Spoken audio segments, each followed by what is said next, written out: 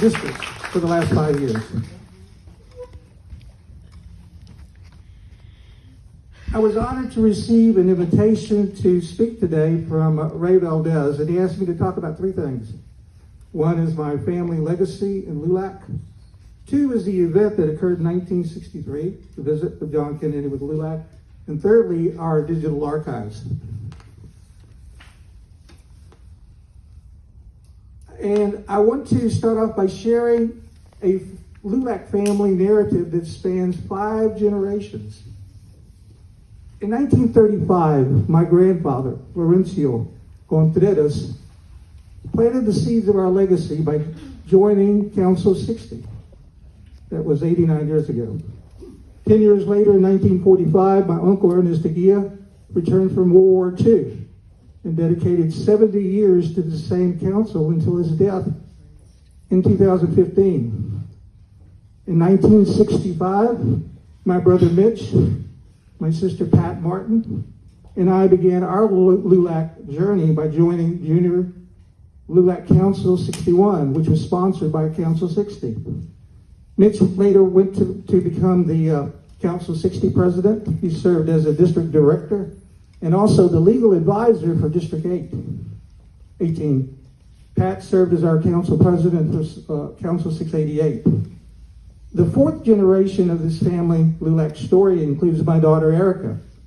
Erica served as deputy director of District 8, and my son Russell, a historian and journalist, is working on a book which includes Council 60 and the JFK LULAC Visit Legacy. As a matter of fact, today he wrote a story on Axis about this LULAC legacy.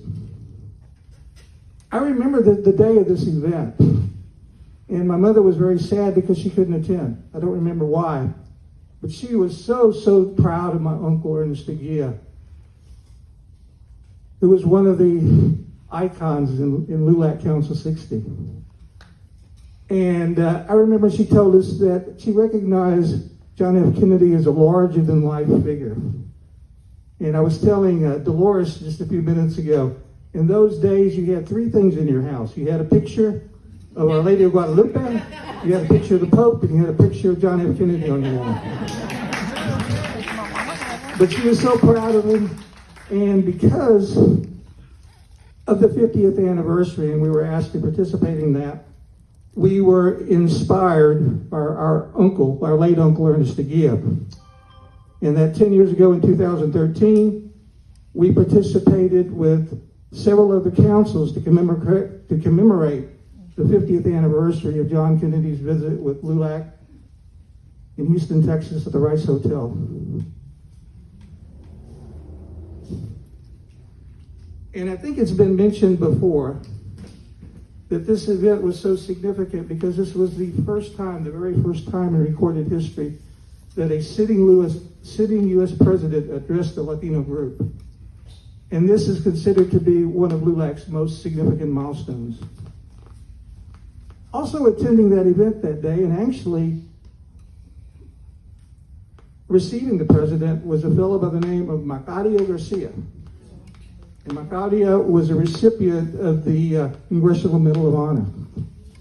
And I believe it's also been mentioned that also in attendance was Jackie Kennedy, First Lady, VP Lyndon Baines Johnson, Lady Bird Johnson, Texas Governor John Connally, and also many other dignitaries, including Congressman Gonzalez. Now, after my uncle told us about an archive that he had, a collection that he had donated to the Houston Public Library, we delved into the archives and found about 100 Mexican-American collections that had been sitting in boxes for decades. And they're still sitting there today. And this discovery led us to locate and preserve and digitize and archive what we consider to be significant historical photos, historical documents, and audio and visual media. And one of those media we actually got from the JFK Foundation, and it's being shown today on that television, which is a 1963 footage of John Kennedy's speech and Jackie Kennedy's speech. And we use this data to create a remarkable website that's dedicated to JFK's visit with LULAC. And you can actually look at that website with incredible information. It's called jfklulac.com. Now, our commitment to preservation continued as we collaborated with people like Michael Selly, Ray Valdez, Arte Publico Press, the Houston Public Library, University of Houston, and the National LULAC Office. Together, we worked very, very hard to digitize and disseminate this information, these collections, these Latino archive collections, and we see great potential to use these archives for research, education, and artistic projects. Let me give you an example of that. My 13-year-old grandchild, Maya, who's the 5th generation of this story, recently used these archives, LULAC archives, to create an animated documentary highlighting the historical significance of the Little School of the 400, which was a precursor to Project Head Start. This video was showcased at the National LULAC 94th Anniversary live stream event, emphasizing the archive's valuable role in both creative and educational pursuits. Yesterday, my grandchild created a video of this event. It's a 1-minute video. It's beautiful. If you have a chance to see it on YouTube, please look at it. But she says a couple of things that are pretty interesting. She talks about John Kennedy being larger than life. She also says that he's revered by baby boomers. And so one of our objectives of preserving our history, digitizing our history, archiving it, and getting it into the devices of children, educators, and the community at large is to close that gap. Now I'd like to talk about some of the projects that we are working on that exemplify this commitment that I mentioned.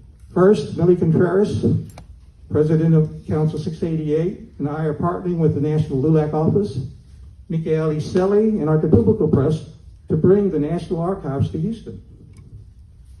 Secondly, we're conducting oral history interviews of past national presidents and local Latino community leaders. I just asked Dolores here if she would honor us with an interview, and she said yes. And we're growing, and so we want to capture the voices and stories that shape our identity. Thirdly, we're adding 70 newsletters to a website that we created with LULAC newsletters. We currently have 230. We're going to grow that to 300 issues. And we're creating a comprehensive resource for those that are eager to delve into our rich history. 300 newsletters, going all the way back to 1931 to 2023. And finally, digitizing and archiving Viva magazine on a unique website. This magazine was published and edited by Latina trailblazer Blanca Blanco, and it graced the pages of the Houston Post from 1989 to 1994, leaving an indelible mark in our community. In closing, our journey, ignited by the JFK LULAC project, which is where we all started, and we had this passion to find and preserve and digitize and archive our history, propels us forward. We're striving to grow our digital collections, share them with students, educators, and the community at large. This is not just Latino history, this is American history. It's a tapestry woven with the threads of resilience, heritage, and the unwavering spirit of those that came before us. Thank you.